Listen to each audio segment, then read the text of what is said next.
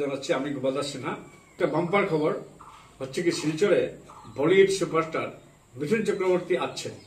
কবে আছেন এবং কি প্রোগ্রামে শিলচরে আছেন সব বিস্তারিত এখানে রয়েছে। আয়োজক সংস্থা তারা অখিল ভারতীয় বিদ্যার্থী পরিষদ, ওনারা সবাই বক্তব্য রেখেছেন।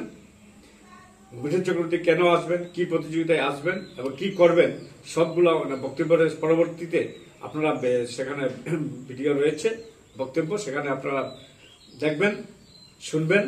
এবং মিঠুন চক্রবর্তী গত 40 বছর আগে শিলচর এসেছিল, তখন খুবই নাম করে ফিল্ম ছিল, তখন ইনি খুবই বলিউড ফিল্মের মধ্যে খুবই পপুলার ছিলেন।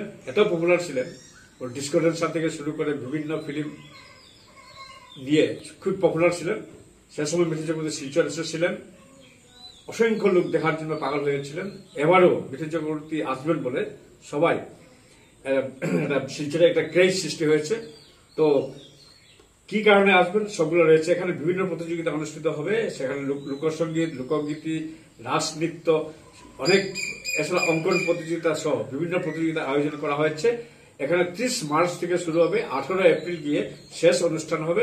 সেই শেষ অনুষ্ঠানে যারা প্রতিযোগিতায় বিজয়ী হবেন সেগুলোকে মিঠুন চক্রবর্তী উনি সবাইকে পুরস্কার দেবেন। মিঠুন চক্রবর্তীর হাত থেকে আপনারা পুরস্কার পাবেন। তাই আপনারা বিভিন্ন বাঙালি বলুন, বিষ্ণুপ্রিয়া, মণিপুরী বলুন, যে কোনো সম্প্রদায়ের মানুষ এই প্রতিযোগিতায় অংশগ্রহণ করতে পারবেন। বিভিন্ন নৃত্যের প্রতিযোগিতা রয়েছে, ঝুমুর নৃত্য রয়েছে, নজরুল গীতি, রবীন্দ্রসঙ্গীত, রাসনৃত্য, সবকিছু অনেক নৃত্যের প্রতিযোগিতার আয়োজন করা হয়েছে। আপনারা যেসব যারা শিল্পী রয়েছেন সবাই এখানে অংশগ্রহণ করতে পারবেন।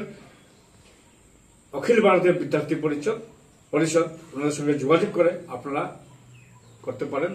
পরবর্তীতে মিঠুন চক্রবর্তী কেন আসছেন, কি করবেন সেগুলো বিস্তারিত জানুন, দেখুন। অখিল ভারতীয় বিদ্যার্থী পরিষদ আমরা বরাক সাংস্কৃতিক মহোৎসব নামে একটি বিরাট সাংস্কৃতিক অনুষ্ঠান বরাকভেলি লেভেলে আমরা নিয়েছি এবং এই অনুষ্ঠানে 18 তারিখে আমাদের মধ্যে বিশেষভাবে উপস্থিত থাকবেন বলিউড এবং টলিউডের এবং বাংলা ফিল্মের অভিনেতা, জনপ্রিয় অভিনেতা মিঠুন চক্রবর্তী মহাশয় আমাদের এই অনুষ্ঠানে যোগ দিতে চলছেন আগামী 18 তারিখ 18 এপ্রিলে।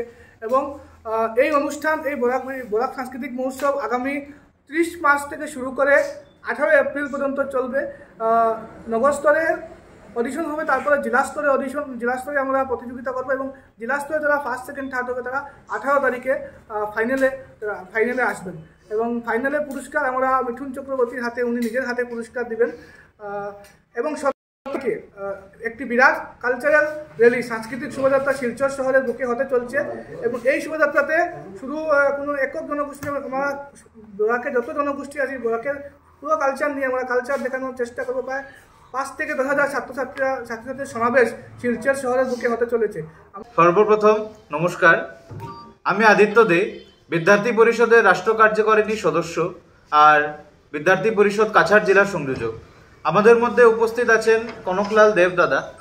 কনকলাল দাদা হচ্ছে এই বরাক সাংস্কৃতিক মহোৎসবের কার্যক্রম সংযোজক আর এনইসি মেম্বার।